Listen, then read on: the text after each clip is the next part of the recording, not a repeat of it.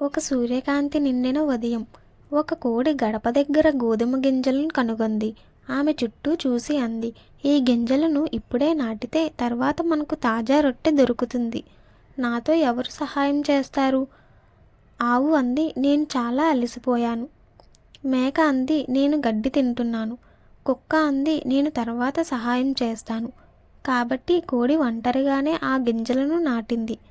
కొన్ని రోజులు గడిచాక పచ్చని గోధుమలు మొలకలు పెరిగాయి.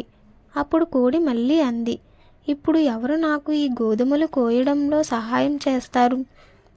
ఆవు, మేక, కుక్క ముగ్గురు మళ్ళీ నిరాకరించారు. అందుకే కోడి ఒంటరిగానే పనిచేసి గోధుమలు కోసి దంచి రొట్టె వేసింది. రొట్టె సువాసన మొత్తం వ్యాపించగానే అన్ని జంతువులు పరిగెత్తుకుంటూ వచ్చాయి. ఎంత మంచి వాసన వస్తుంది, మేము కూడా తినవచ్చా అని అడిగారు. కోడి నవ్వుతూ అంది, మీరు పని చేయలేదు కాబట్టి ఈ రొట్టె నేను ఒంటరిగా తింటాను. అలా కోడి తన కష్టం ఫలితాన్ని ఆనందంగా తినింది.